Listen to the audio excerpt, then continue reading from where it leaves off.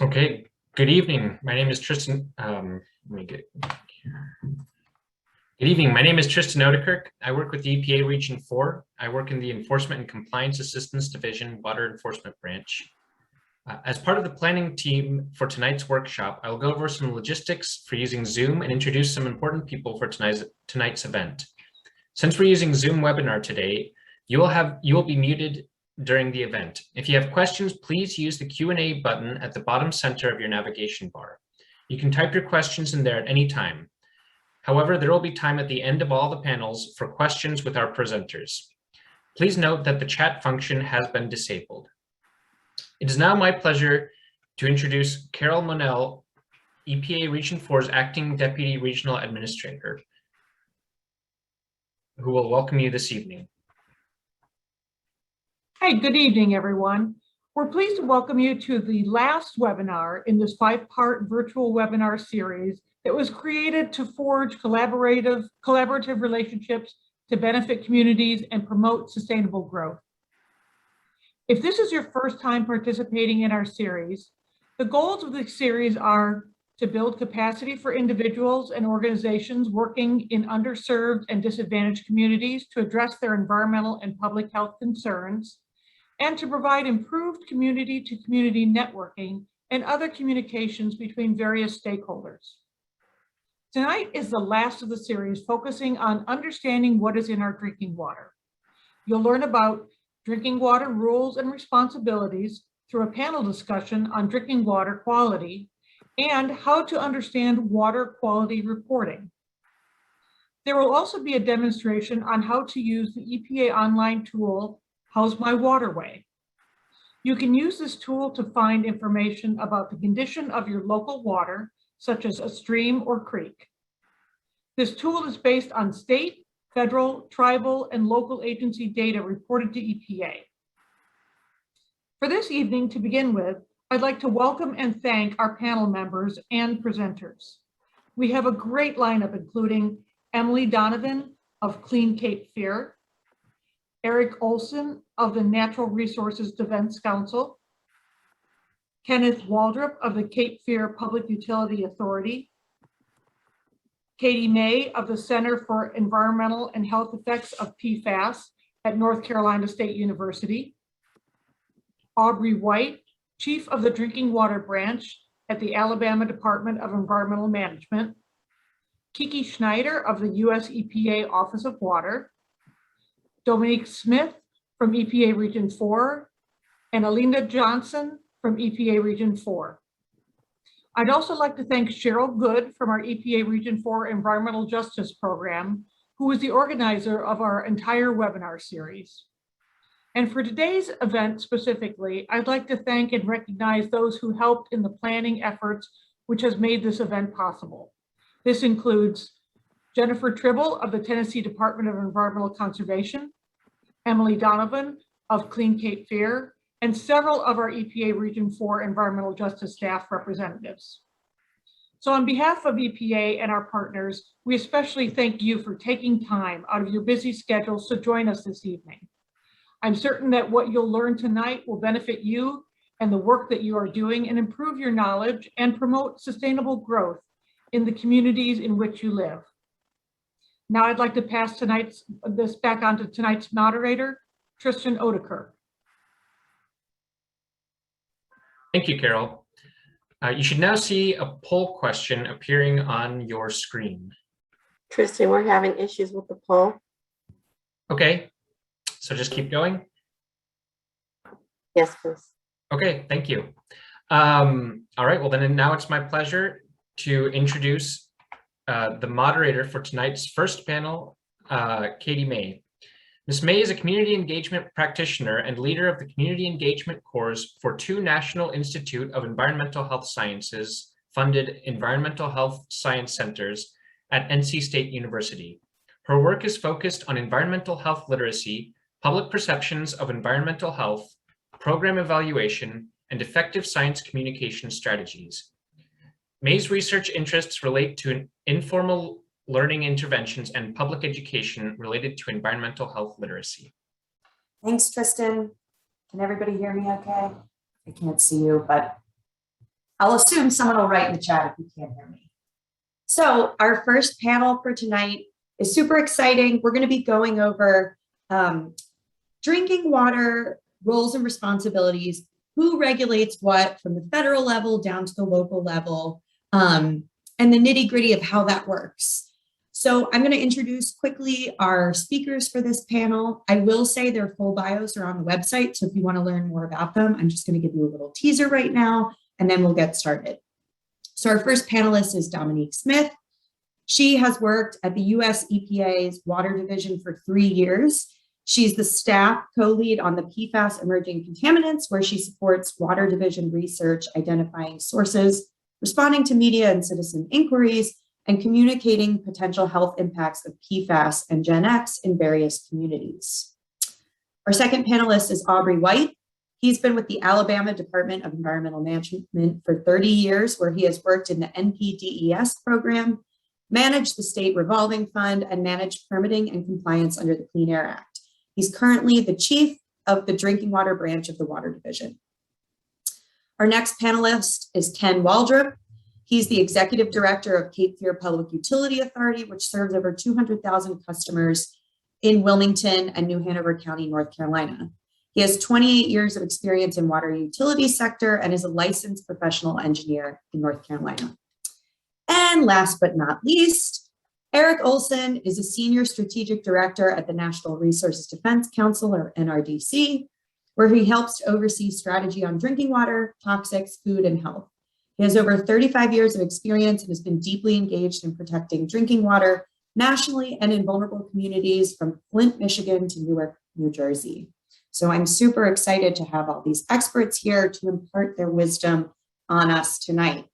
So to get the ball rolling, I'd love for each of you to talk a little bit about what is you and your organization's role with regards to regulating drinking water. So what is your level of government responsible for?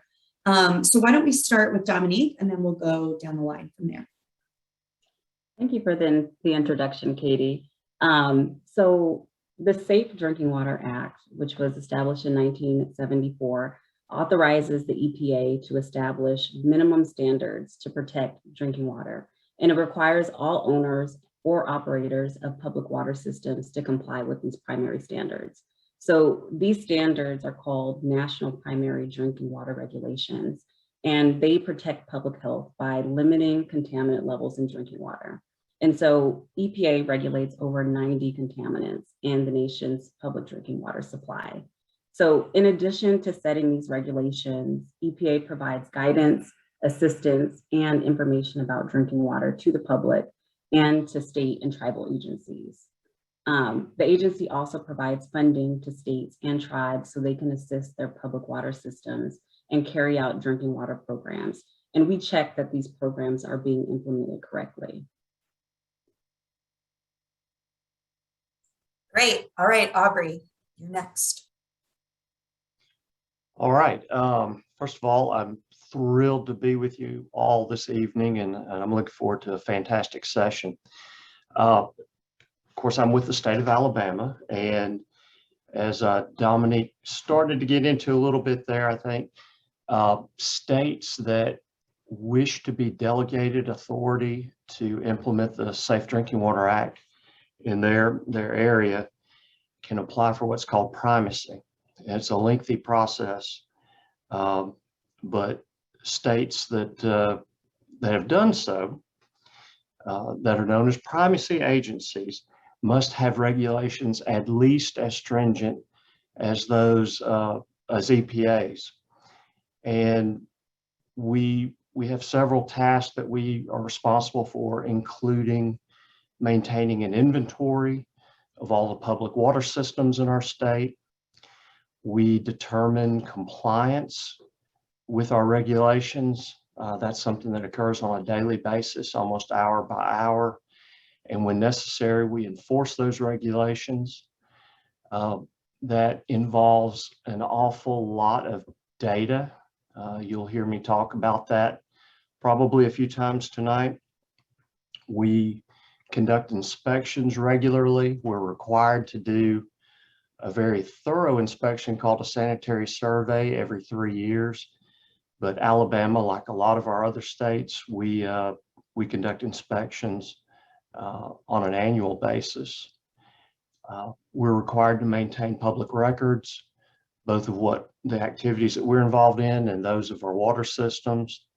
We certify the individuals that want to operate drinking water systems, as well as the laboratories. We certify them that want to analyze drinking water in the state. So that's kind of in a nutshell the things that we're responsible for. I will mention, because I get asked this a lot, there are a few things that we don't have authority over, unfortunately, and that would involve the private homeowner individual wells. We don't have any involvement with those. And as well as utility rates and service areas. Those are going to be local issues that I'm of limited use for. But that very quickly is the kind of thing that we do as primacy states. Thanks, Aubrey. All right, Ken, now let's hear from a representative from a public utility. Well, I represent one particular public utility, Cape Fear Public Utility Authority here in Wilmington, North Carolina. But in essence, we are the regulated community that provides drinking water. There are over 150,000 public water supply systems. I've heard numbers of 155,000. Many of those are community water systems. The vast majority of water provided by is provided by community water systems. I've heard numbers of upwards of 265 million Americans are provided water through those systems. In North Carolina, there are 771 such systems regulated by the Public Water Supply section of the North Carolina Department of Environmental Quality. And we are one of them, and it's our role to understand and implement the components of the Safe Drinking Water Act and its subsequent amendments, as well as to try to understand how we can go further than that and address this evolving world of unregulated contaminants. Just as a side note, EPA actually regulates 3 types of water systems: community water systems like our own, non-transient, non-community water systems, where the public water is available to at least 25 people, the same people over a 6-month period. Think schools, factories is a good example of that. And then the transient non-community systems, think a gas station or a campground where people don't remain for long periods of time. So 52,000 are the large community water systems like ourselves. The remainder of 100 and some thousand are those either non-transient, non-community or transient, non-community water systems. All right, Eric, what is your organization's role related to regulating drinking water? Well, thank you. It's great to be here. I am the only one here that is not a governmental or quasi-governmental entity. But, you know, if you think about it, when it comes to turning on the water from your kitchen tap, there's really no more important function of government than to make sure that that water is safe that's coming out of your tap. So at least in theory, the primary responsibility to start with for making sure that water is safe is with the water utility. And then there are layers over that, as you've just heard. So in 49 out of 50 states, Wyoming being the only example of a state that doesn't take primacy, as Aubrey was just talking about. So in 49 out of 50 states, it's the state that is supposed to be overseeing the safety of drinking water. And then, of course, the federal EPA is supposed to be overseeing to make sure that the states are doing their jobs, and also EPA funds them through funding they get from Congress. So that's the way it's supposed to work. But nonprofit organizations like my own, and like a lot of community organizations that I think are on this webinar, really do have a very important role. And that is to make sure that their voice is heard, to make sure that they're telling their water utility, their state, and their federal government, their federal EPA, that they want to make sure their water is safe, that they're well informed about what's going on, and that their utility is doing what it's supposed to be doing and complying with the law. So on rare occasion, as was mentioned, we've had to go in and actually sue a local water utility, as we did, for example, in Flint, Michigan, to get action on the lead situation there. Similarly, in Newark, New Jersey, and we've done that in a few other places. So it's rare, and we don't like to have to do that. It's much better if this is all taken care of in the existing system, but there are provisions in current law that allow citizens to sue to make sure that their water utility is doing what it's supposed to be doing and making sure their water is safe. Thank you. Thanks, Eric. That actually brings up, I think, an interesting topic to hear the other panelists speak to is, what are the ways at each level that you may interact with community groups or advocacy groups or concerned residents? Because I know we have some on the webinar tonight, and I think hearing examples, maybe in addition to suing, that different groups might work at different levels related to drinking water. Well, I'd be glad as a local government and direct water supplier to take a stab at that. And I'd start by absolutely agreeing with Eric. The responsibility of providing safe, clean drinking water is with the water provider, and that's where it starts. What we've struggled with as a society is helping our society define what safe means. And we've done that inside the regulatory framework of the Safe Drinking Water Act and its amendments since 1974.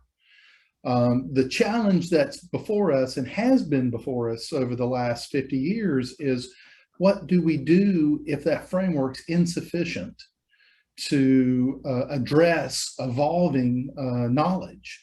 The new knowledge that we gain, for example, from the vanishing zero, our amazing ability to now quantify lower and lower amounts of constituents and contaminants in the water.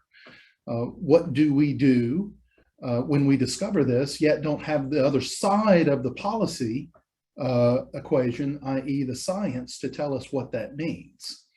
We depend on our nonprofits and our advocacy groups to help us work through that dichotomy. And they do that through focusing events like we experienced here at Cape Fear, where we discovered contaminants that were previously unknown, but had been exposed in the community for over 40 years. And that focusing event in North Carolina and other places is allowing our nonprofit partners to help us change the policy framework. And that's a good thing. So I would say, and I've said a lot, that I think it starts at the water provider level, but it's not there that it ends. Aubrey, what about at the state level? Yeah, I would agree with all of that, and I would kind of add a little bit to it. For us in Alabama, we have exceedingly few health-based violations. Where we tend to have the most problems is with infrastructure.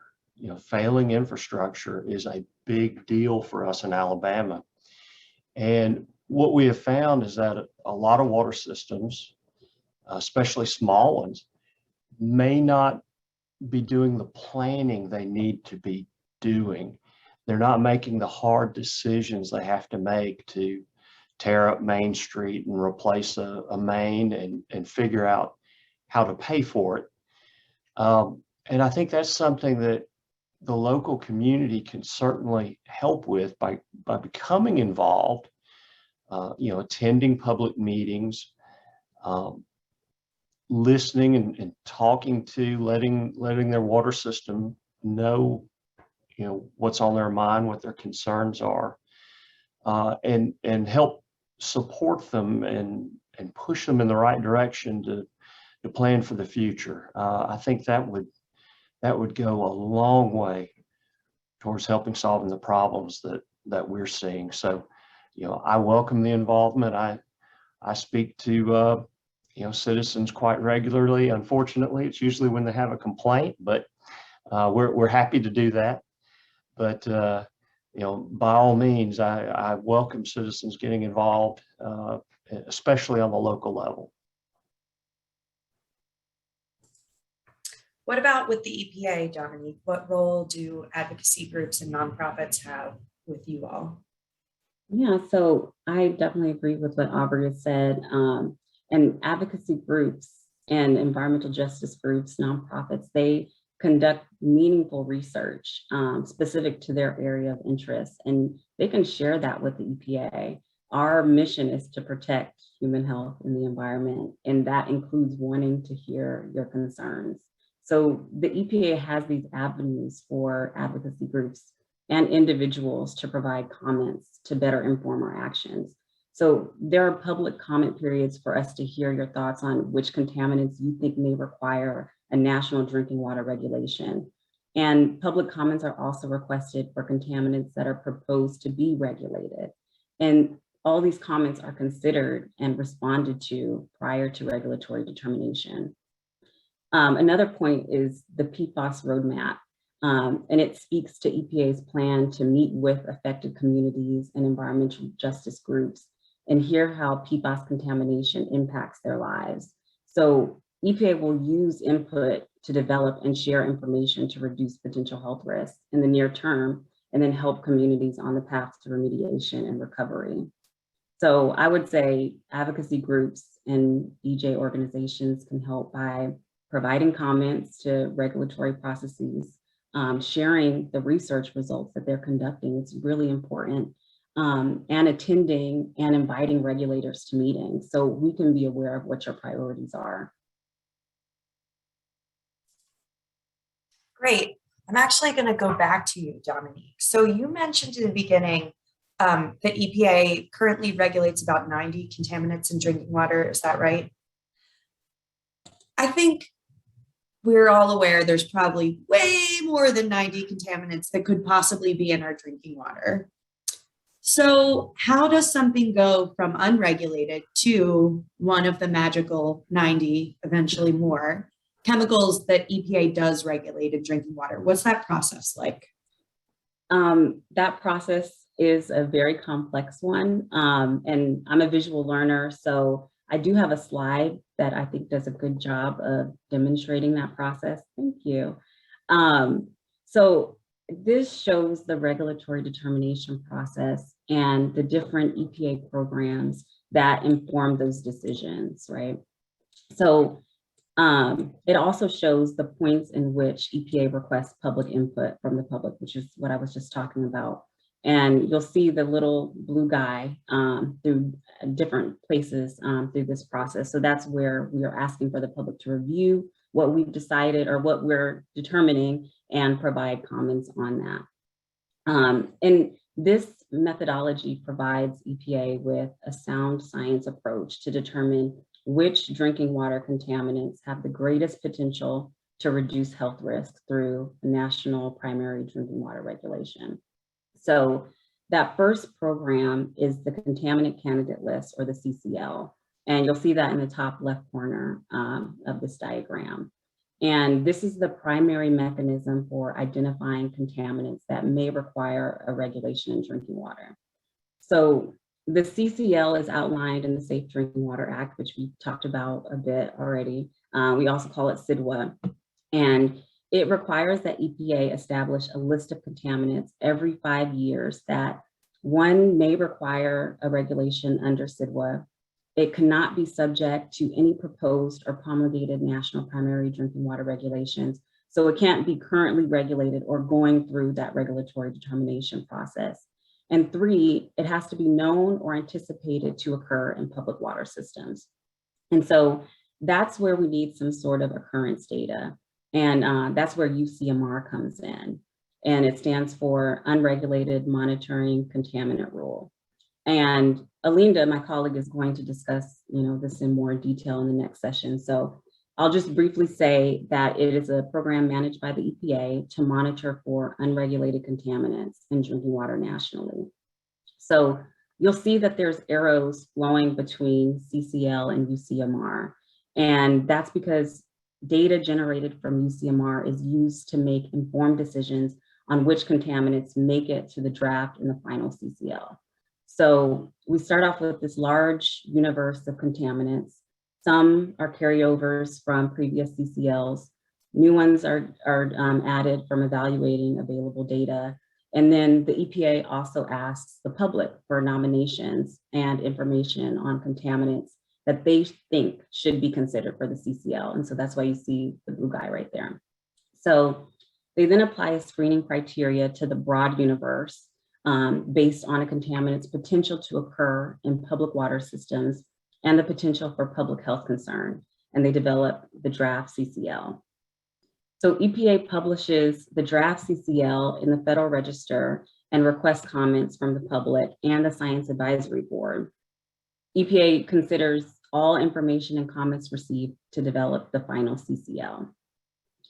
From the final CCL, the EPA must determine whether or not to regulate at least 5 contaminants from that final list. EPA will then compile and evaluate additional data on all the CCL contaminants and determine which contaminants have sufficient information to be evaluated that meets the criteria for making a regulatory determination. So the criteria that EPA uses to, the criteria EPA considers in making a regulatory determination is the contaminant may have an adverse effect on the health of people. The contaminant is known to occur, or there's a substantial likelihood that the contaminant will occur in public water systems with a frequency and at levels of public health concern. And regulation of the contaminant presents a meaningful opportunity for health risk reductions for people served by public water systems. So contaminants without sufficient health assessment and occurrence data do not go forward, but they're not just forgotten. EPA will continue to collect information, conduct and support research, and find ways to fill those data gaps. And they figure out if they can go through that regulatory determination process in the future. But for contaminants that do have sufficient data, the EPA will make a preliminary determination to regulate. So if after considering public comment on preliminary determination, EPA makes a determination to regulate a contaminant, the agency will initiate the process to propose a national primary drinking water regulation. So for each contaminant that the EPA determines to regulate, the agency initiates this rulemaking process. So you see we're moving over to that rule box. The EPA administrator has 24 months to propose a national primary drinking water regulation for a contaminant. And after the proposal, the agency has 18 months to publish and promulgate a final national primary drinking water regulation. So that's when we get the final rule. And then lastly, I know I'm taking up a lot of time here. Once the contaminant is regulated, it goes through a review every 6 years to see if the national primary drinking water regulation needs to be updated or changed. So EPA will review new technologies, similar to what Kenneth was saying earlier. New technologies come out that allow us to measure new contaminants and at lower levels. So we review those technologies, we review new toxicity data and research to inform decisions to potentially modify those regulations. So it's not a short process, but it is a thorough one. Yeah. So I hope I'm not the only one on this call who doesn't, this is the first time I heard and saw a lot of that. So let's say perfect world scenario, you have, EPA has all the data, all the health assessments. How long does this process take? If everything worked perfectly and efficiently, how long would that take? If it worked perfectly, it could take about 5 years to get through this process. But I know it sounds like a very long time, but you have to consider, we have to consider stakeholder involvement, which I think is one of the most important things. So involving and engaging with the scientific community, with local and state and tribal governments, environmental justice groups, all these people to make sure that this regulation is addressing their concerns. So that's a lot to consider. We also have to collect water system data. So figuring out where those contaminants are occurring and at what level. And then in order to properly measure the levels of contaminants, EPA has to develop analytical methods so that labs supporting public water systems have EPA approved ways to analyze those unregulated contaminants. So there's a lot involved. Yeah, but I think it's good for us to have this conversation with our 81 friends here, because for the average water drinker, 5 years sounds really long, but it's good to hear the perspective of, yeah, but we're being really thorough and we're making sure to get feedback along the way. Right. And so 5 years might actually be relatively fast in the world of regulation. So I think that's important context. Ken, your hand's up, and then we're going to go to Eric. Yeah, so, and I wanted to have a little interplay with Dominique. Dominique, you listed 3 things that the administrator has to look at in determining whether a new regulation should be promulgated. What was that last thing again? And I believe it was, is there a meaningful opportunity to enhance public safety? That's my paraphrasing. Would you read that off? A meaningful opportunity to reduce health risks for people served by public water systems. And I also believe that the language suggests that in the sole discretion or in the sole decision of the administrator, he or she determines. Right, So, and this is all regulated by the Safe Drinking Water Act. So this is an administrative process, but it's also a policy and a political one. It's an important distinction or an important nuance, because that's where our partners in the nonprofit world and in the stakeholder world help influence whether a regulation is promulgated or not. Because this is, as much as anything, a political process. And I would end that statement by saying, compare the EPAs of fairly conservative presidents and progressive presidents, and you can see that there's differences in terms of approach. But why are we now, almost 50 years away from the Safe Drinking Water Act, but we're only regulating 90 contaminants when there's more than 6,000 known PFAS contaminants alone? That's because the framework makes it pretty difficult to actually carry through with a new regulation. And frameworks get changed when we have these focusing events like we did in 74, 86, 96, and maybe sometime in the near future, reacting to new things that are outside of the framework.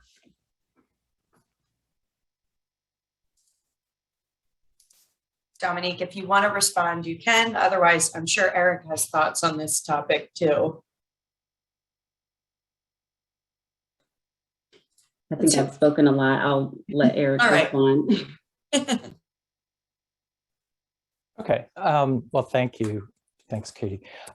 I just wanted to say a couple more words just about the role of advocacy groups and environmental justice groups before I get to that issue.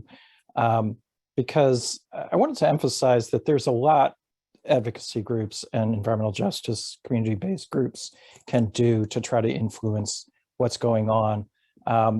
For example, a lot of groups, we work with many community-based groups and state-based groups that work on trying to get EPA and state governments to change their regulations, to strengthen them, to fund high priority projects. So we're working, for example, in Benton Harbor, Michigan, which is a predominantly African-American community in Michigan that has high lead levels. We're trying to get them funding.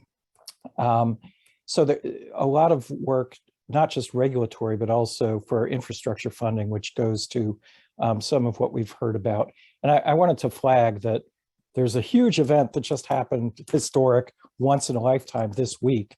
And I'm not sure how much people have focused on it, but because of advocacy groups in large part, and working with a lot of utilities as well. We just got a huge amount of money invested in President Biden's just signed the infrastructure bill, which has $15 billion in it for removing lead service lines, $11.7 billion in it for the drinking water revolving fund that states are going to be distributing, and $10 billion for PFAS contamination to address that. So that really would not have happened without strong work by water utilities, working with, in some cases, state governments, as well as very much the advocacy community, and we were very much part of that. But I want to talk a little bit about that whole process that Dominique laid out. You can tell it's a pretty complicated process, and we were deeply involved in the 1996 amendments where that process was created. And I will say before 1996, EPA basically got around to regulating, before that law, 90 to 100 contaminants, depending on how you count.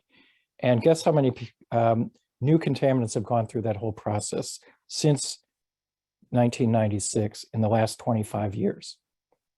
Zero, not a single one. Perchlorate was the one thing that EPA in 2011 determined needed to be regulated.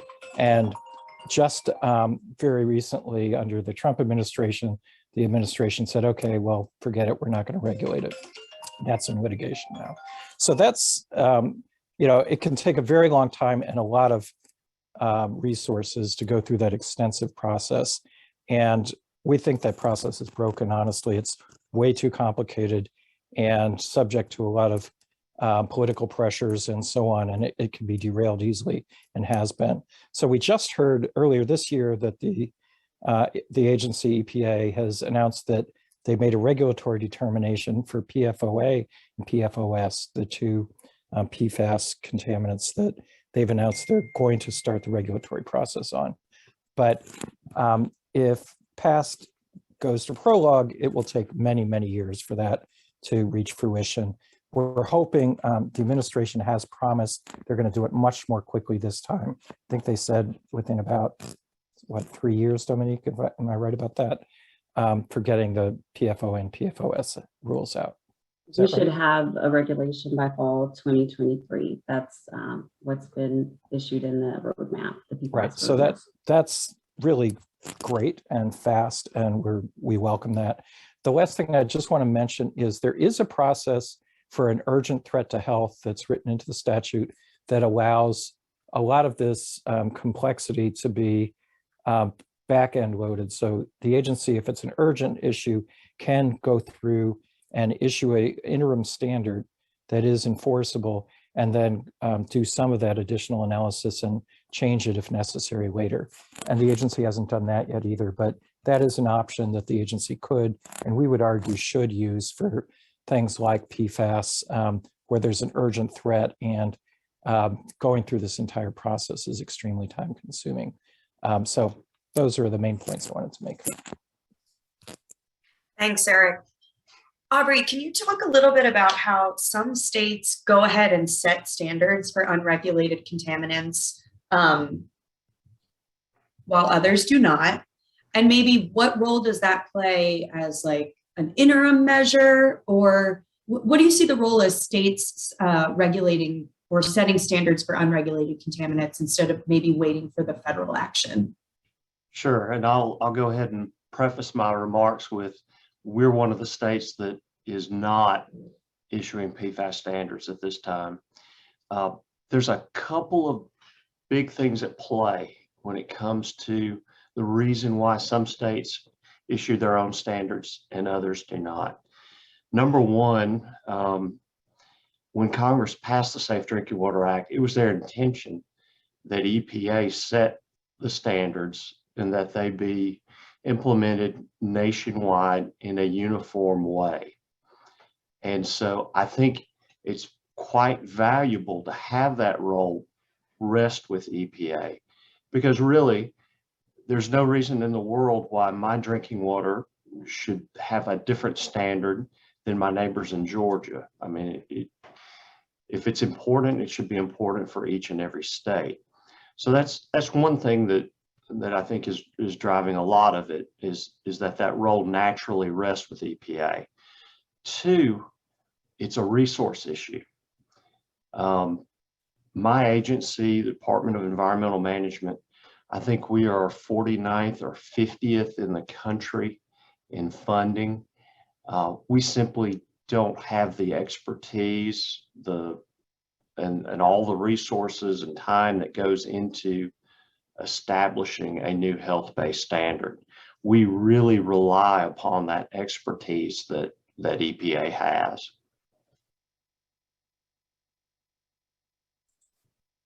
Thanks. There's some good questions going on in the chat, and we're gonna take a break in like 10 minutes. So I want to get to some of these first. So Isabel had a great question about how are we gonna prepare to adapt to climate change impacts, or how should we prepare for climate change impacts? She was asking specifically related to utilities, but I think you could all probably speak to, like, we see how long these processes can take. We see how hard it can be to tear up Main Street, to replace infrastructure. Things are expensive. What do we need to be thinking about now in regards to impacts of climate change in the future? And whoever wants to jump on this first, please feel free. I'll go ahead. Well, I can say that the water industry, like many industries, are seeing that there is a clear and present need to be planning for climate change and climate adaptation. So there is quite a bit of guidance, again, led by our friends at EPA, who have developed a lot of wonderful guidance documents in partnership with the water trade organizations like AWWA, WEF, NACWA, AMLA, Rural Water, that our water systems look towards to help us develop planning documents in 5, 10, and 25-year increments. And that includes mitigating risk to infrastructure that will be inundated through rising sea levels or more frequent flooding, making our water supplies more resilient for those water supplies that are going to be impacted by more change and variability in the climate in terms of more droughts, more flooding. Those are all, quite frankly, engineering structured approaches that many of us in the water industry can wrap our mind around and work towards. Some of the things that we are not necessarily planning for well, I think, is how do we deal with climate refugees, people moving in mass from one area of the nation to another because of one area is significantly impacted more than another. We try to plan in decades, but this is such a complex multivariable problem that I'm happy to say we're getting our hands around the engineering part of it. The systems part of it and the people part of it is still work to be done. Awesome, thank you. Eric. Yeah, I would agree with a lot of what Kenneth just said. I will say that we've been obviously watching carefully what's going on, say, just with the recent events of the massive storm that hit Texas and Jackson, Mississippi recently, where huge swaths of those states had no water for some period of time. And we can expect these extreme weather events to be happening more and more frequently. So what you'll notice is a lot of drinking water and sewage utilities tend to locate right in the floodplain because that's where it's easy to get the water and discharge the water. And because of that, they are very vulnerable in many cases to flooding, which can knock out the water and sewer treatment and so on, which is a risk as we get more and more of these extreme events. Drought is just a massive issue in a lot of the West right now, and the water utilities are trying to figure out how they can address shortages of water that are occurring in many parts of the West, and that's going to continue and get worse. And the last thing I'll mention is we're very involved in Katrina and in some of the other major storms that tend to often release large amounts of toxic materials into the water. So there were hundreds of spills actually as a result of that hurricane and some others. We were working in Puerto Rico and after the hurricane there. And what we've seen repeatedly is it knocks out the water systems, especially if they're having problems keeping up with their infrastructure investments. So this is another reason that investing in infrastructure and updating the infrastructure is so critical to dealing with the inevitable changes that are coming down the pike with climate change. All right, well, Yes. as we, oh, go ahead, go ahead. I was just going to agree with what Eric just said about preparing infrastructure for environmental changes. And one of the things that EPA does is we conduct a drinking water infrastructure needs assessment with our water systems. And we're looking out 10, 20 years to see the needs that systems will need in the future. And we are considering climate change when we conduct those surveys. I also think that this bipartisan infrastructure law and the $50 billion that is going to the EPA will help support those infrastructure enhancements. So fixing those old pipes, addressing and constructing new storage tanks so that we can be prepared for changes. And I'll just add that I don't think we've had an opportunity like we've got right now with this infrastructure bill. I mean, this is a golden opportunity to address, these, kind of resiliency issues and really everything else that we're worried about. So I'm really looking forward to the years to come because I think we're going to see a lot of good improvements. Thanks. Well, as we wrap up this first panel and before we take a super quick break, I would like each of you to give your quick, what is your 30-second elevator pitch that you want the 80+ people on this call to know? If I'm going first, I would say I want to give a shout out and thank all the NGOs and advocacy groups and concerned citizens that are on this call and not on this call, because I think we've heard from all the panelists the critical role they play in keeping the ball rolling. We know our regulatory systems aren't perfect. We know everybody on this call is working really hard to keep our drinking water safe, but we have to thank the people on the ground who really are keeping our heels to the fire. Is that the saying? Anyway, thank you to all of you on the call. Eric, what do you want to leave people with? Get involved. Certainly if you get angry, if you need to, but get involved and push. Now all this money is being put forward to EPA in your states. There's a huge chance to influence how that money is going to be spent. Billions of dollars. Never before has this amount of money been provided for water infrastructure. Now is the time to get involved and bring that money to your community. Yeah, I like it. Aubrey. I will say next time you see a water professional, whether it's someone reading a meter or repairing the main in front of your house, thank them. These guys are dedicated, guys and gals are dedicated, and they work very, very hard, and they've got a very tough job, and they excel despite what me getting in the way, or if EPA gets in the way, they find a way to overcome and get things done. So I couldn't be happier with the work that they do. Oh, I love that. Ken. Well, I really want to thank Dominique for showing this flow chart for the Safe Drinking Water Act. It demonstrates how difficult it is with this particular rule to address a complex and changing regulatory world. Let's remember, though, that there are other regulations to address contaminants on the upstream side in terms of the Toxic Substance Control Act, which we haven't really talked about. But we would suggest in the water world, the best place to address contamination is at the source, not at the pipe that takes it out of the river or takes it out of the ground. I'd also like to extend our appreciation to our partners all around the virtual table who helped make the infrastructure bill possible. The water industry has been struggling for decades with failing infrastructure if you looked at it and graded it like you would in high school. And this will be a significant shot in the arm to help resolve decades worth of problems. But We need to be at this more than just this one generational activity. We need to talk about these types of infrastructure bills every 5 years. Great. All right, Dominique, finish us up.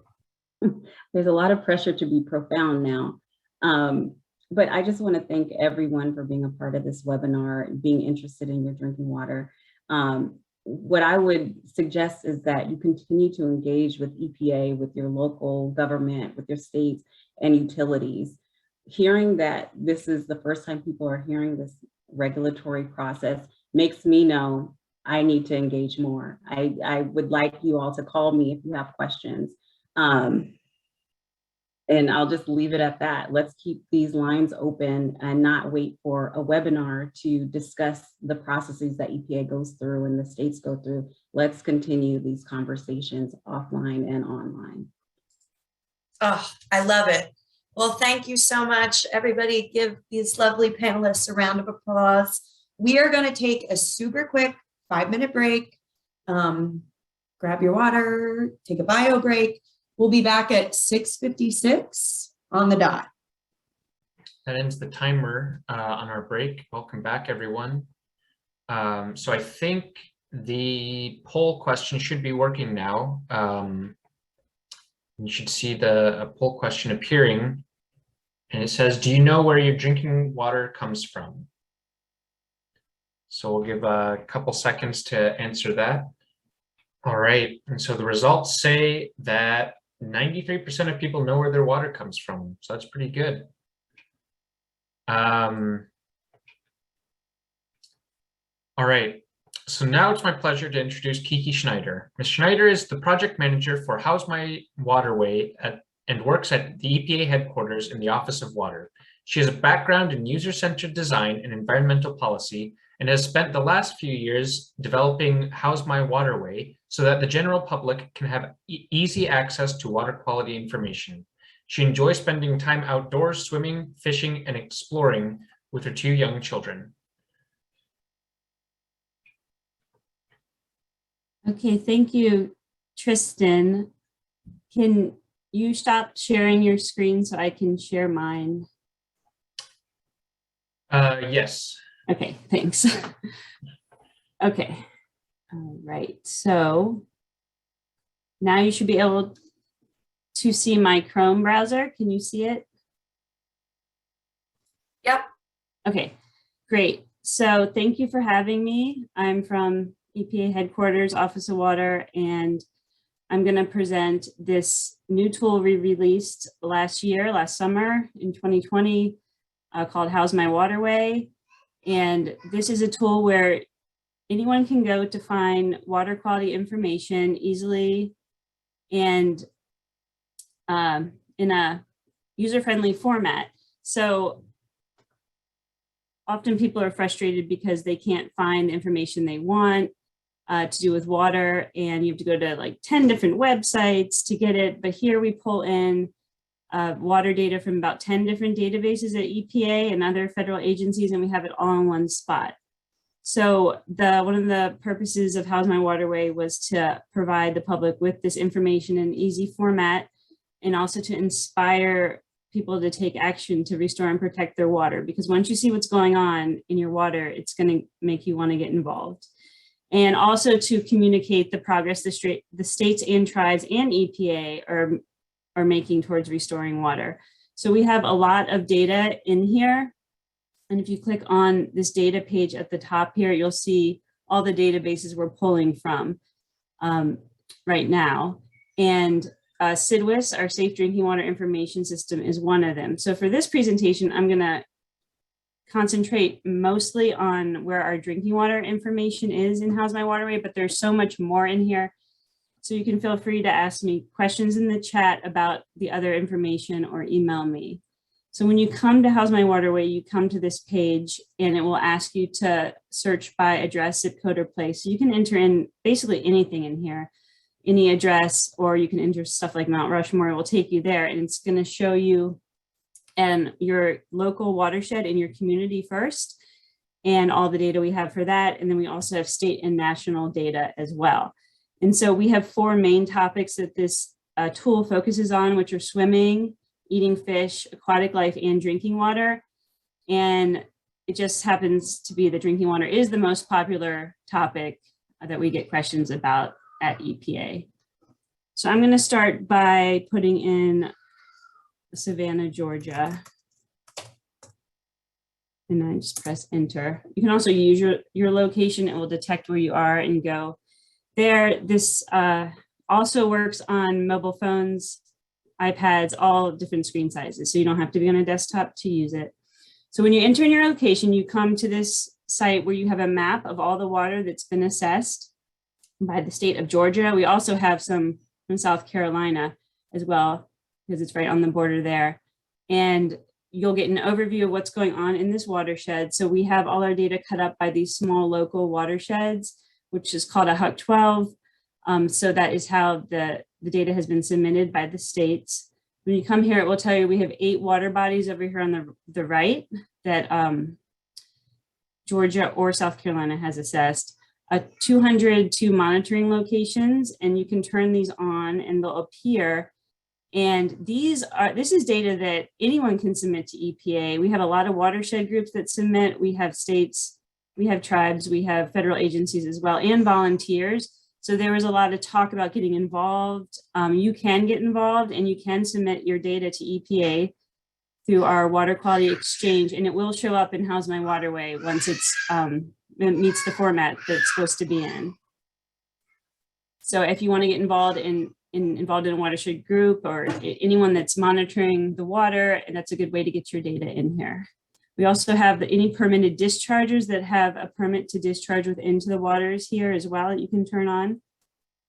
And so when you click on the map on any water body, you will get the information about when it was last reported, which is the Savannah River 2020. The water body condition is good. That's great. Don't see many of those these days. And what uses it was evaluated for. And I thought this was a good one to show because it was evaluated for drinking water and the condition is good. And that means that you can't just go in there and drink the water, raw, but it's a future potential source of drinking water after treatment. And then aquatic life, the condition was unknown. So each water body in How's My Waterway has a water body report page right here, and you can click on that and you will get a page like this one up at the top, and each page has its own unique URL. So if you have someone that's interested in that water, you can just email them the link. And so you'll get all the information the state has submitted here of how it is directly from our database, what kind of water it is, what is it used for. So you get a little more information on the drinking water supply. It was evaluated for fecal coliform, and that was assessed good, so that's good. And if there's any plans that are in place to protect or restore the water, they are going to show up down here. We have a TMDL here for bacteria. And you also can look at the waters in a list on the right side of the page. And so you can click on one like this. This one's impaired. It's impaired for aquatic life. And then we'll show the impairment. Low oxygen is the impairment on the Savannah Harbor. We also want to educate and inform people about what we're saying in here. We have defined over 100 different terms throughout the app, and you can click on them and a glossary will pop up. It will tell you what low oxygen is and what you can do about it in your community. Okay, so I'm going to move on pretty quickly because I have a lot of drinking water information to show. But as you move through the top here, the top navigation, you can find more information, dig deeper on swimming, on eating fish or fish consumption, on the condition of the aquatic life in this watershed, and then we have the drinking water tab. So if you click on this, we're switching gears here a little bit from the Clean Water Act to the Safe Drinking Water Act. And this page is going to show you the county outline. So our drinking water information is cut up by county. And the question is, who provides the drinking water here? So we're going to get a list of systems here that provide the drinking water in this county. And we have a lot of text around here because there's a lot to explain when it comes to drinking water, but you can always turn the text off here, or you can just scroll down and get right to the system. So there are a handful of systems here that provide drinking water in Chatham County, and you can click on any of these and you will get the information about that system. And you'll see that the system ID, the population served, we have the largest population served at the top of the list. And then the type of water system it is, I heard a lot of talk about community water systems and the other two types of water systems. We have all those defined in our glossary as well. So this is a community water system. Has it ever had a health-based violation? The answer is yes. And that could be any time within the last 40 plus years that it has had one. And there's a way to click on the link right here, more details, and then find out more about when those violations were. So the drinking water source is groundwater. And if you click on more details, this is going to take you off. And most of the data has this link. It will take you off to the database this information is from. So if you click on that, you're going to go to our Safe Drinking Water Information System we call SIDWIS, and you will get information about this water system. And then if you scroll down a little, you'll see the violations, the contaminant names, and the dates, and the dates in compliance, and the dates in date of the compliance. So you can see and do some investigation there. And then we have all the facilities within the system and the treatment plants right there. So you can do that for any system to find out more information. The next tab here is who withdraws water for drinking. So you can turn on and off the text here. We've got a lot of text around this. So here we have a toggle. You can toggle between groundwater and surface water if you want to know which facilities withdraw water from this watershed. So that means they may withdraw water from this watershed and transport it somewhere else, but not necessarily provide it in this watershed, but a lot of them do both. So for these, you can click and get the same information as well as I was showing before. And then the last tab on the drinking water page on our community level and How's My Waterway is which waters have been assessed for drinking water use. So I showed this one, the Savannah River, it was assessed good to become a future source of drinking water after treatment. And I'm going to go back to this tab real quick, who provides drinking water. We have information on just a link to our Consumer Confidence Report website where you can dig deeper to get a report. In the future, we hope to have the reports right with their providers, but we don't have the capability to do that yet. So that is all our drinking water information on our community level of How's My Waterway. We have all this is tracked for regulatory purposes of where there are exceedances, so you can easily see what has been going on with the systems. So we have a lot of other information at the community level, but I don't have time to go through all of the rest of it, but I do encourage you to come to How's My Waterway and look at monitoring identified issues and restoration and protection up here at the top. I'm going to show what we have on the state page for drinking water now. So we have the integrated report from each state and territory on this page that's submitted to EPA every 2 years, and we had drinking water information in it. Did I just type in Atlanta? I meant to type in Georgia. So if I go to Georgia, you can pick any state or territory, and you're going to get the integrated report from the Clean Water Act that was submitted to EPA. So we have 5 different topics. The main topics I showed before: swimming, eating, fish, aquatic life, and drinking water. And if you click on drinking water, you can see how it is doing across the state. It was reported in 2020. And you can do combinations, water type, lakes and reservoirs, the use is drinking water supply. So you see it looks pretty good. You can find out the impairments. The biggest impairment is algae in the drinking water supply. And then you can pick different kinds of water types. Great lakes and reservoir shoreline. Looks like there's less than 1 mile, but it's good. And then you can go to rivers and streams, and the charts will update as well. And you can click on the biggest impairment for rivers and streams for drinking water supply is bacteria and other microbes. So it's different from the algae one, from the other type of water, which was lakes and reservoirs. And then if you scroll down a little, you'll get some stats. So each state has these drinking water statistics from the Drinking Water Performance and Results Report, or GIPRA.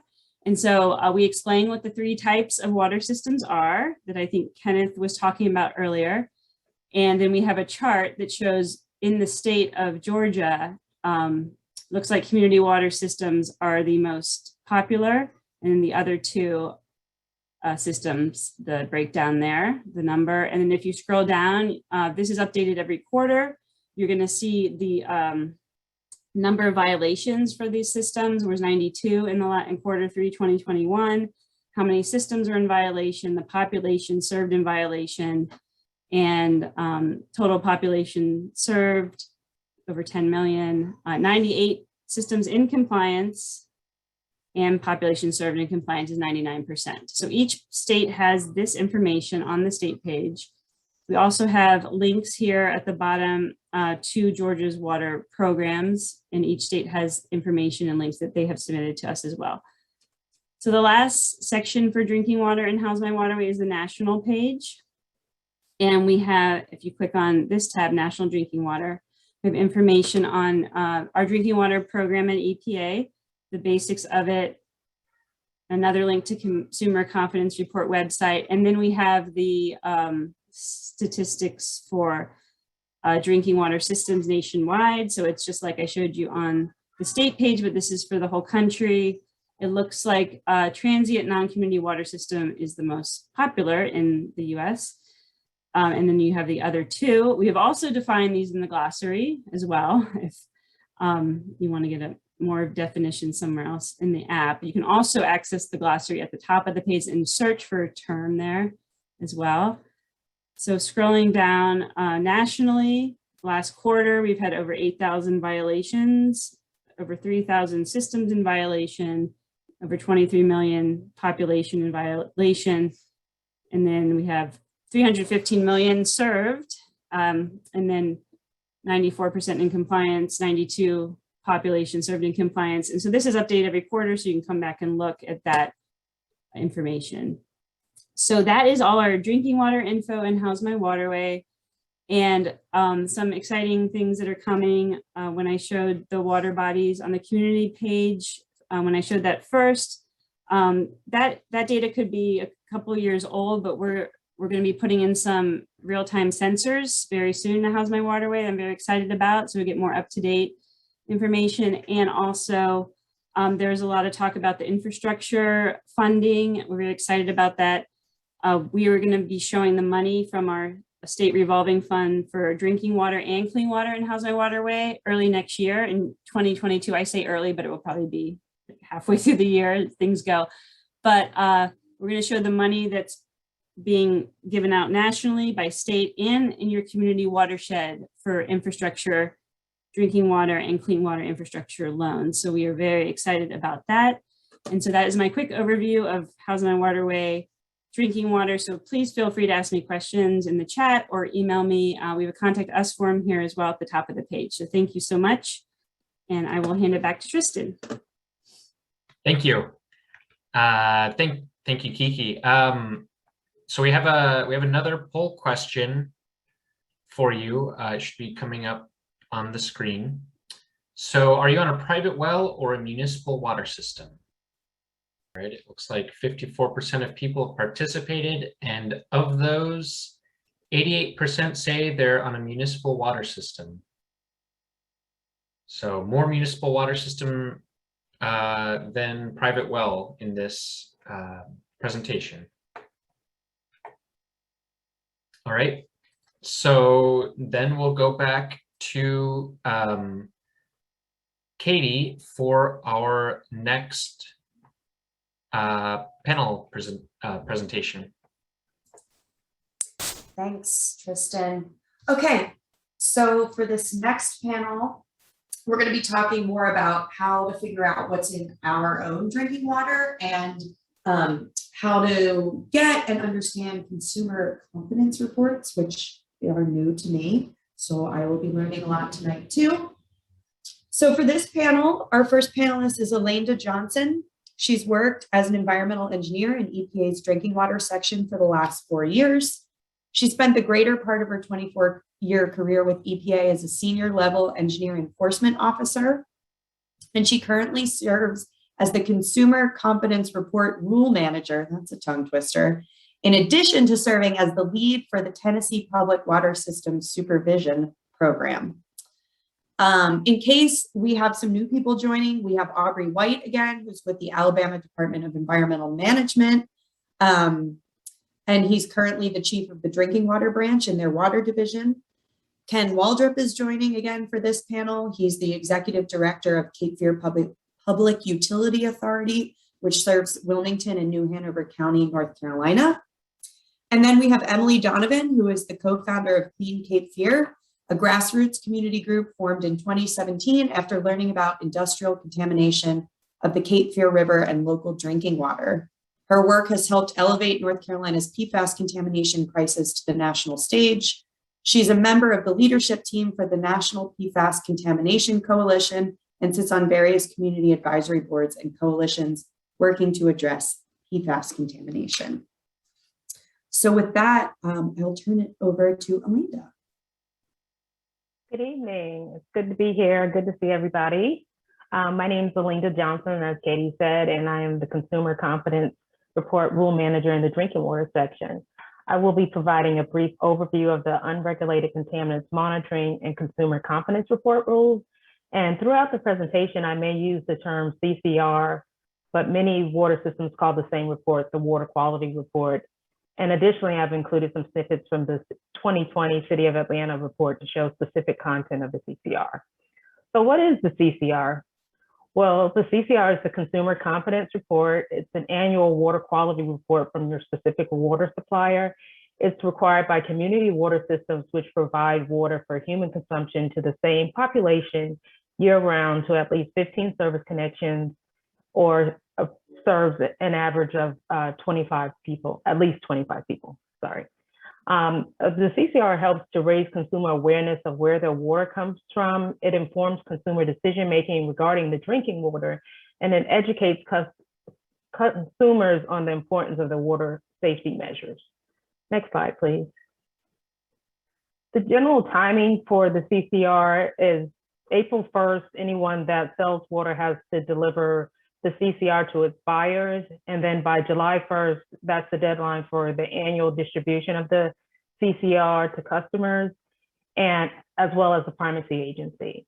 And then by October 1st, all water systems have to provide proof that they timely delivered the CCR on July 1st. So how does the Safe Drinking Water Act, UCMR, and CCR relate? Well, the CCR includes information from the National Primary Drinking Water Regulations, which were enacted by the Safe Drinking Water Act. And CDWA was admitted twice, and in these amendments provided the basis for the original state-led unregulated contaminants monitoring program. 2 rounds of monitoring for unregulated contaminants were conducted under the UCM until the program was redesigned with the 1996 Safe Drinking Water Act amendments. Next slide, please.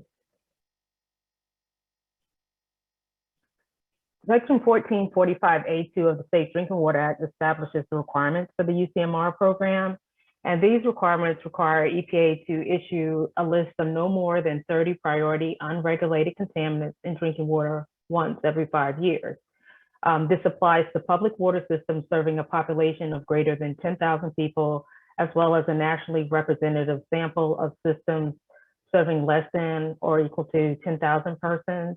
And EPA stores this information in the National Contaminant Occurrence Database. It also funds the shipping and analytical costs for small public water systems. Next slide, please.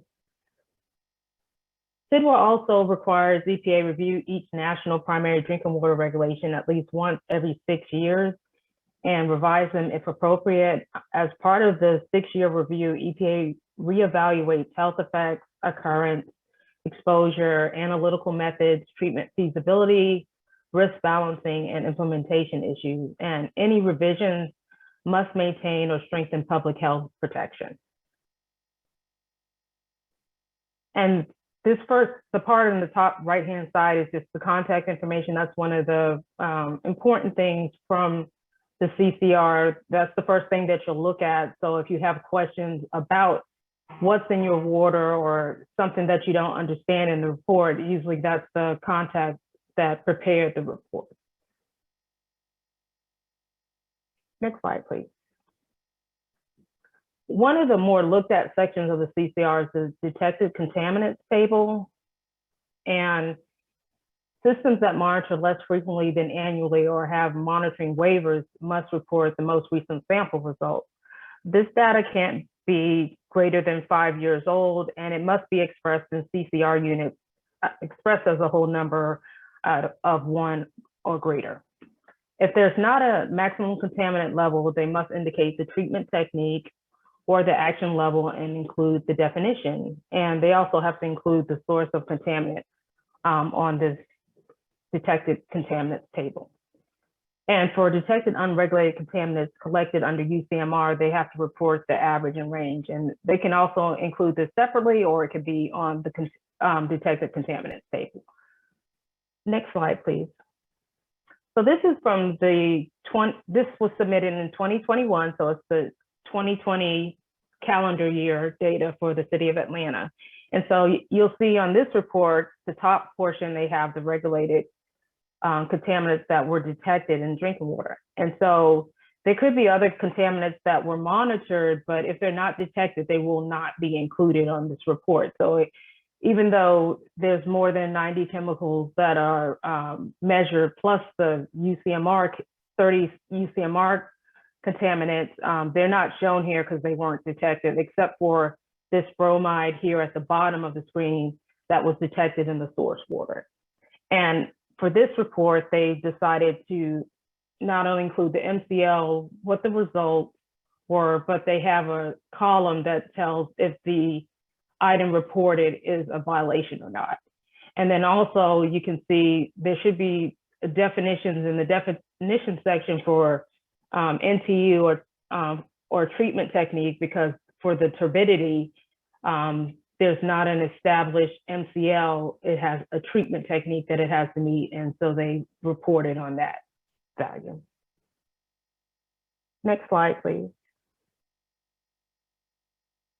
So as I was saying, either they can report the violations as part of the detected contaminant table, or they can have a section that reports any kind of monitoring, reporting, record keeping, special monitoring requirements. If the system had a variance or an exemption and they violated that, that would be in the report. They probably wouldn't include that on the detected contaminants table. It'd probably be a separate section for that. And then systems subject to the groundwater rule must inform customers of any uncorrected significant deficiencies that could pose a threat to the drinking water. And then if there's any fecal indicator of positive groundwater source samples, this would also be included on your consumer confidence report. And at the top right, this is a statement that's in all CCRs. It's a brief explanation about the contaminants which may reasonably be found in your drinking water. And it talks about vulnerable populations and things of that nature.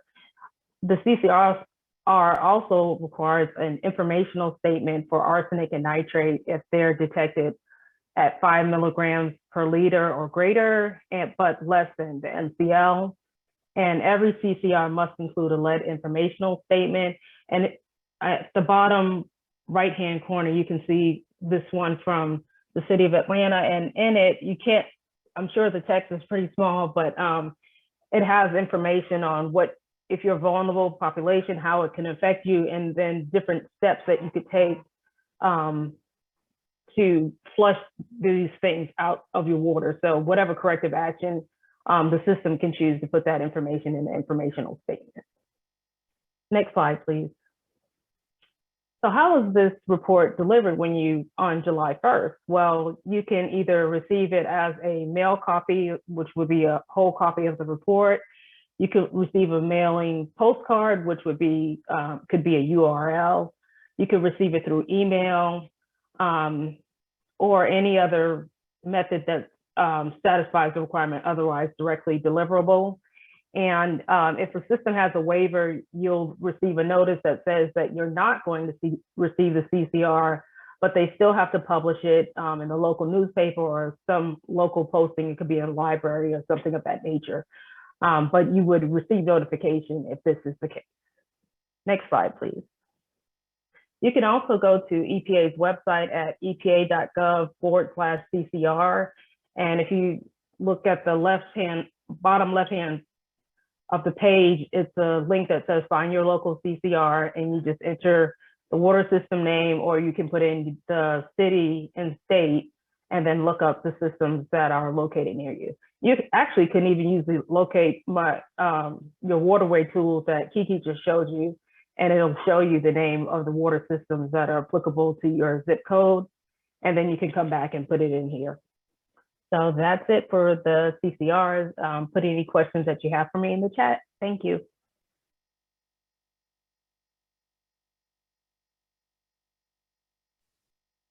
Thanks. All right, Aubrey, you're up next. All right, thank you very much. This picture that I chose shows a young guy drinking from a bottle of water. Hopefully that is filled with tap water. I'm going to talk about that a little bit at the end, but I'm a big believer in tap water, of course, when it's safe. Next slide, please.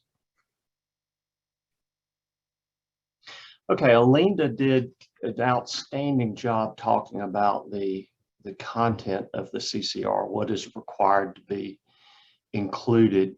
I'm not going to read all this off to you, but I will say that the very first thing I look at on a CCR is the violations, just to see if there's been any, because that obviously that means a lot to me as a regulator, but that would be the first thing I would look at. Next slide.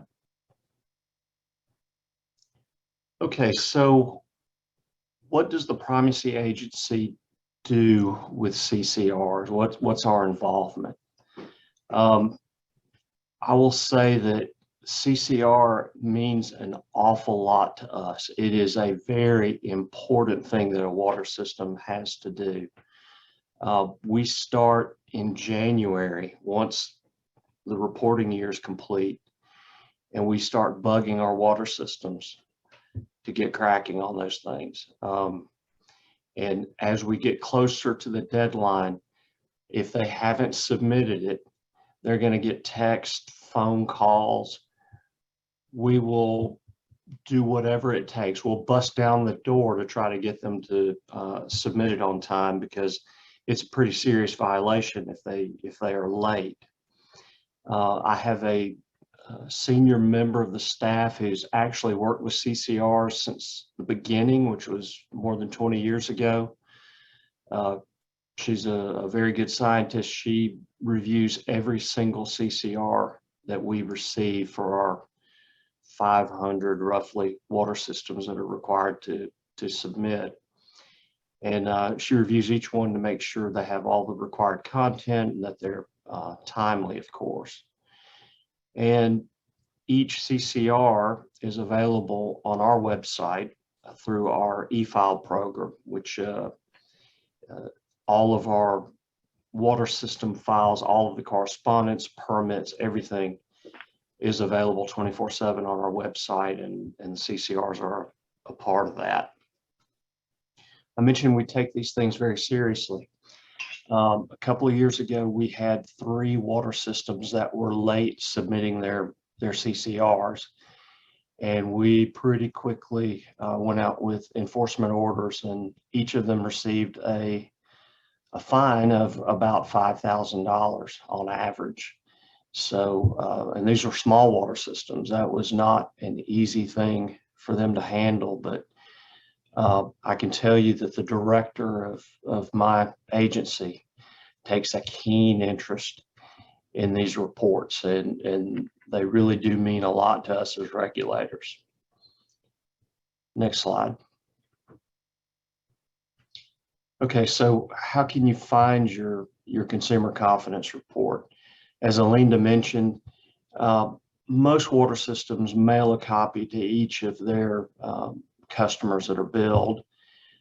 Some of the small systems may publish in the local newspaper, but generally they're very good about letting you know that they're going to be publishing it in the paper so that you have the opportunity to see it. We do have a handful of systems that will distribute by email or website, but I'll tell you that's not a real easy process to go through. There's some hoops that a water system has to satisfy in order to distribute their CCR electronically, and that's to ensure they don't just go out into blind email boxes and they aren't seen. That they have to take steps to make sure they're actually reaching their customers. And as I mentioned, all of our CCRs are available on our website, and as Alinda pointed out, a lot of the CCRs are available on the EPA's website as well.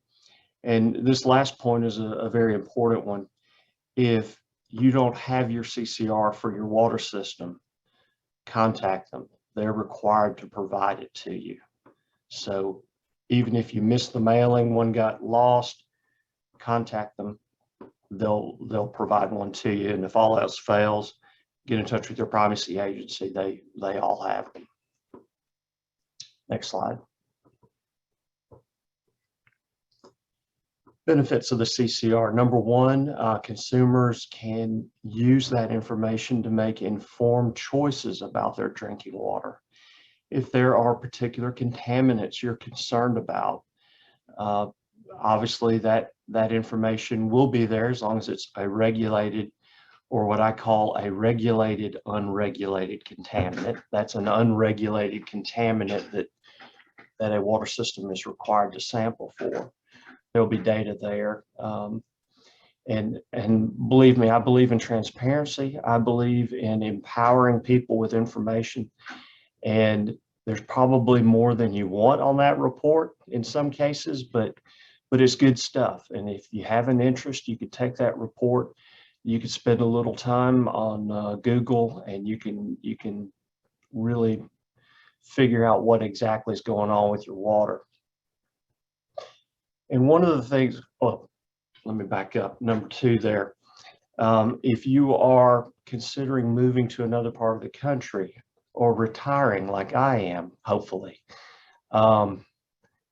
CCRs are required everywhere. So you can look ahead and research and find out pretty simply what's going on with water and communities that you're interested in relocating to. So I think that's great. There's some uniformity, in other words, between those CCRs across the country. So it's pretty easy to follow. And finally, this is something that I preach to our water systems, and a lot of them do an outstanding job with it. And that is, water systems are sending out a report once a year. Let's make that worth it. Let's make it count. Put in additional information. Let your customers know, hey, what's going on? What are you doing on your strategic plan this year?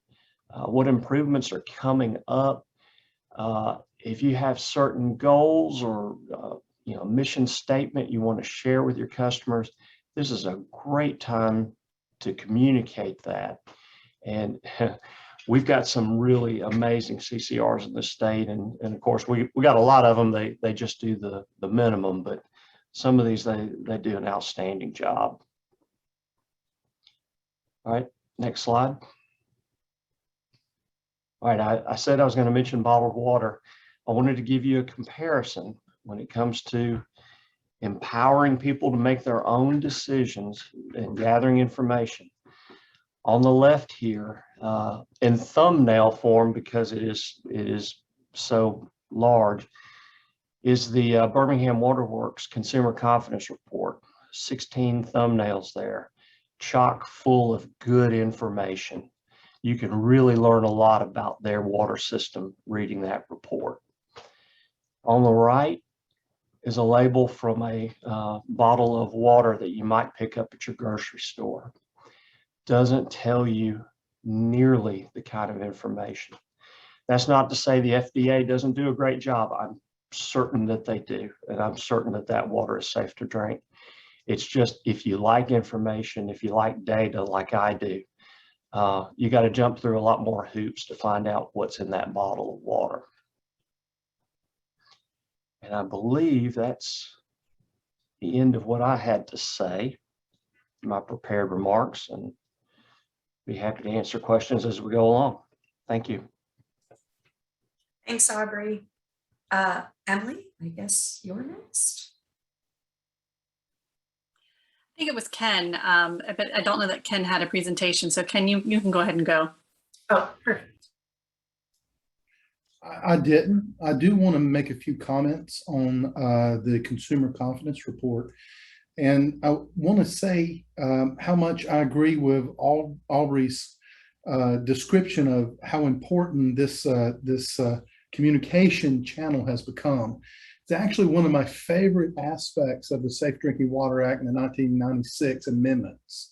I came into the business when this came out. And before the consumer confidence report, your local water supplier felt like the less the public knew about them, the better for everybody. It was a mantra within the industry to stay under the radar.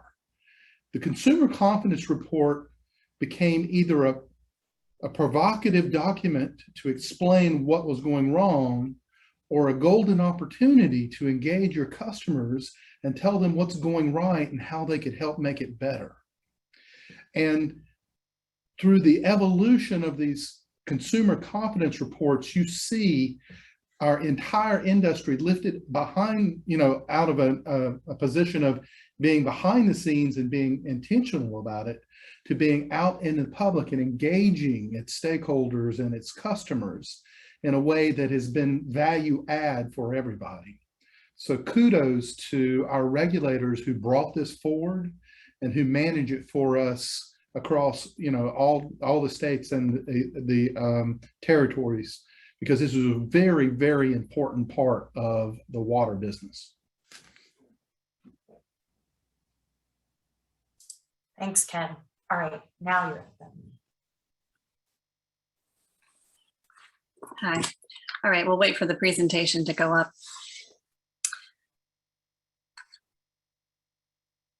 So thank you for having me. I'm here to provide my community's impact story regarding what happened to our area when we learned about an unregulated contaminant that was not on the CCR. And that contaminant was called PFAS, and it was in our tap water. Next slide, please. PFAS stand for per and polyfluoroalkyl substances, or as I like to call them, permanently freakish altering stuff.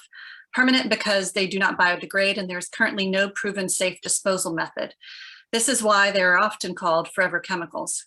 Freakish because the carbon-fluorine bond does not naturally occur, it must be forced. And altering because the health effects associated with these compounds appear to be endocrine disrupting and alter us at a cellular level. Stuff because the chemical industry has been using PFAS for decades to make everything from food packaging to cell phones to mascara and roofing shingles. Next slide, please. So Clean Cape Fear is a grassroots organization, meaning we are not a nonprofit or paid advocates. We are residents living in an active contamination zone. We formed 4.5 years ago with the primary focus to build public awareness and seek accountability around PFAS use and contamination. Next slide, please. We are based out of the Wilmington, North Carolina area.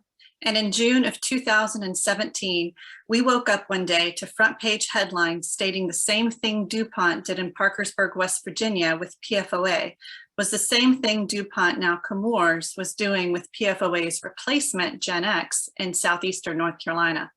We would later learn the situation was much worse than we originally thought. Next slide, please. We first learned about Gen X when a local news reporter discovered a scientific paper published 6 months earlier about PFAS chemicals in Wilmington residents' tap water. We felt angry, worried, and betrayed. We attended protests and rallies demanding more information. Next slide, please. Because PFAS are unregulated, we could not find any meaningful information within our local water reports, and there were no legal requirements for our water districts to notify ratepayers these chemicals were being present in our tap water. At that time, the EPA had little data to provide state agencies, and state agencies had even less to provide local water districts. Because information was so scarce, it was difficult for local water districts, state and federal agencies to answer our most basic question: is the water safe to drink? We knew we had exposure to these chemicals. We did not know what those exposures meant and if they were safe. Next slide, please. When public leaders were unable to give us answers, we organized the first ever public forums on GenX. We brought lead scientists and community stakeholders to Wilmington to speak openly and honestly to the public about our PFAS contamination crisis. We called these public forums Water Wednesday events. Our first event was a panel discussion with the lead scientist who discovered GenX in our tap water. We also invited a local toxicologist, pediatrician, legal expert, and the only reporter allowed in a closed-door meeting between Chemours and local officials. Our second Water Wednesday brought BIPOC and low-income community representatives together with Wilmington's water director to make sure everyone in our area had access to bilingual and scientifically accurate information. And we began organizing water drives to those underserved in our community. Our third and final Water Wednesday focused on bringing the state's leading scientists to a panel discussion on possible health effects and exposure concerns related to GenX and the other PFAS in our tap water. Next slide, please. So let's take a closer look at what initially happened in North Carolina. NC State University researchers detected high levels of PFAS compounds in the Cape Fear River and the tap water for Wilmington's water district. In May of 2016, the US EPA revised their lifetime health advisory for PFOA and PFOS, lowering it to 70 parts per trillion. This triggered North Carolina NC State scientists to notify Wilmington's water district of their GenX findings in May of 2016. The researchers quickly published their findings that November, even though their labs were still working to identify the other PFAS detected in their samples. For a full year, Wilmington's water district did not publicly respond to this information because there were no federally enforceable regulations for GenX and the other PFAS detected. A local reporter who ironically now works for Wilmington's water district got curious one day and decided to check scientific journals for anything interesting in his reporting area. He discovered the Sun et al. Paper and published its findings in June of 2017, a full year later. This news story is how the public became fully aware of the PFAS contamination crisis in North Carolina. Next slide, please. The Cape Fear River Basin is the largest river system in North Carolina. Over 1.5 million residents rely on this river as their primary source of drinking water. It's also one of the nation's most PFAS polluted rivers. Next slide, please. Residents in Pittsboro, North Carolina have some of the nation's highest levels of PFAS contamination in their municipal tap water due to upstream industrial discharges from unknown companies who use PFAS in their manufacturing processes and release their waste into the local sewer systems. Next slide, please. If you move further downstream to Fayetteville, there are over 5,000 homeowners and counting struggling with private well contamination from PFAS air releases due to decades of irresponsible manufacturing practices from a single source polluter, DuPont, and later Chemours. We still don't know how many private wells are impacted because Chemours has not finished their court-ordered sampling program. A recent report showed the contamination extended at least 18 miles from Chemours and tends to follow historic wind pattern data. Every dot on that map represents a human life. Next slide, please. If you move further down the Cape Fear River, you end up in Wilmington, North Carolina. I live in Brunswick County and work in Wilmington. Approximately 350,000 residents in Brunswick, New Hanover, and Pender counties use the Cape Fear River as their primary source of drinking water.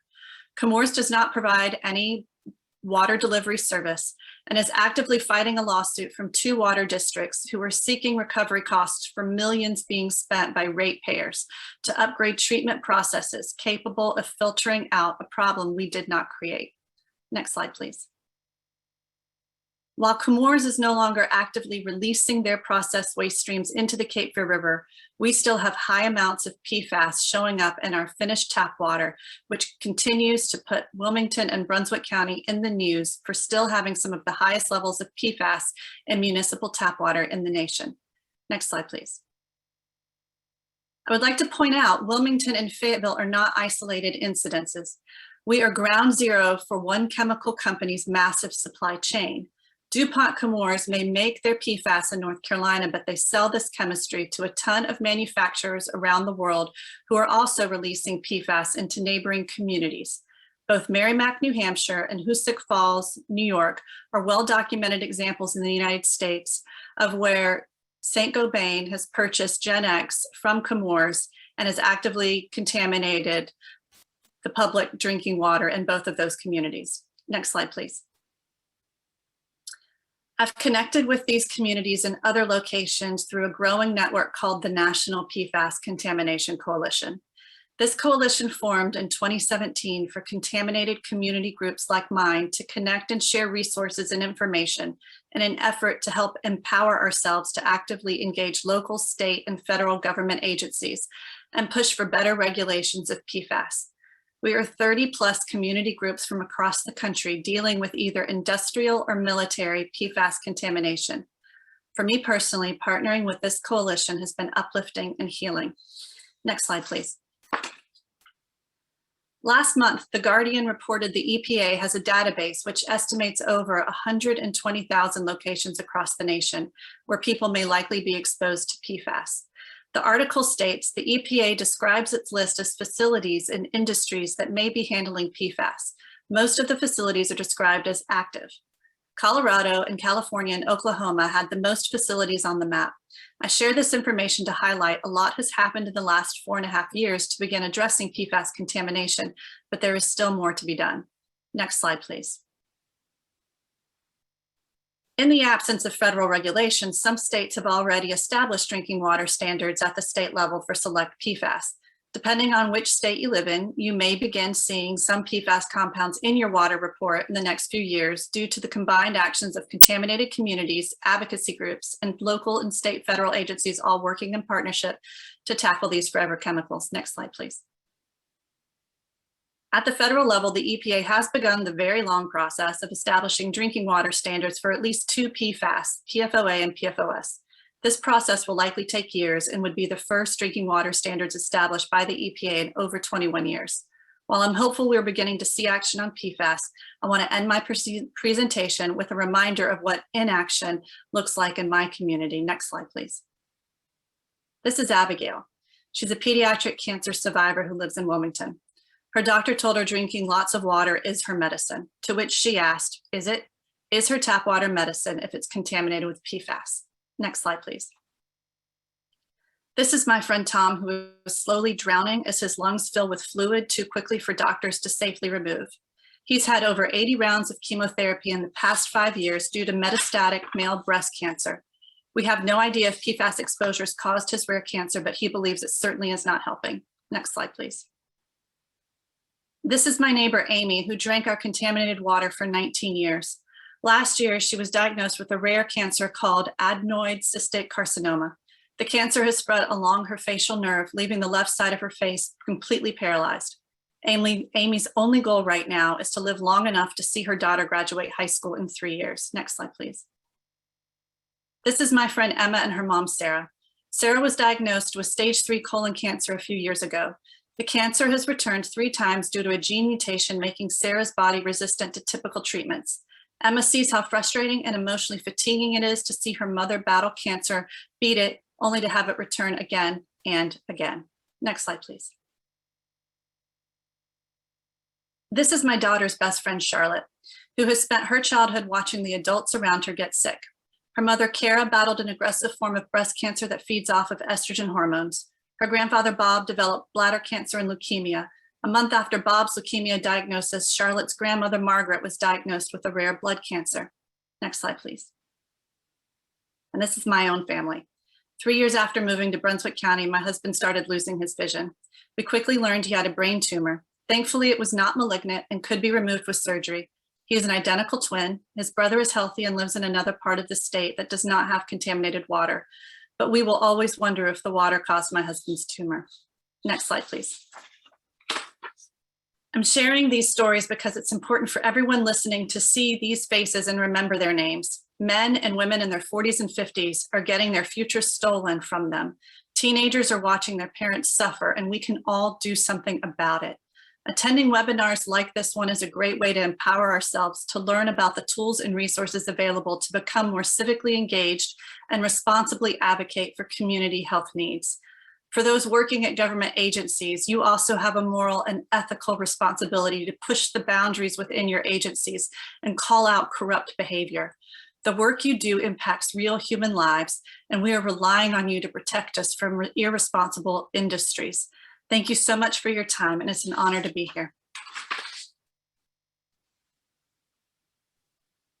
Thank you so much to all of you for that, but that's a really powerful way to wrap that up.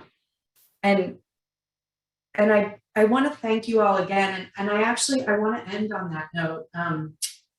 There are a couple of questions in the Q&A box that our panelists can type responses to, but I think it's important that we all sit with that and we think about, you know, the real world implications of safe drinking water, of how these big, long, convoluted regulatory processes have direct impacts on people.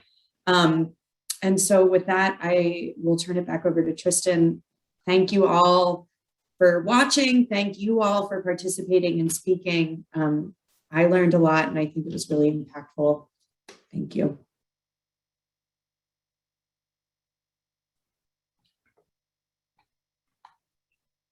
All right. Well, thank you. Just like Katie said, thanks so much, everyone, to our moderators and presenters this evening for participating in tonight's event. Thanks to the planning team for putting it together, and thanks to everyone here for attending.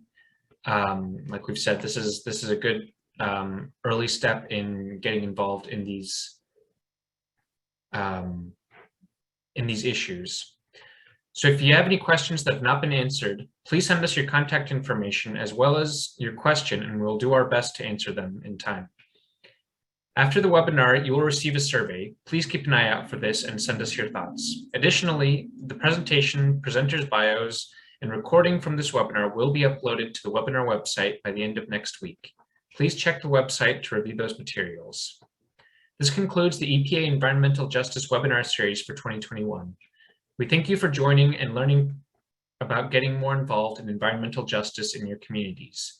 Keep an eye out for information on more environmental justice series in 2022. Thank you and have a good night.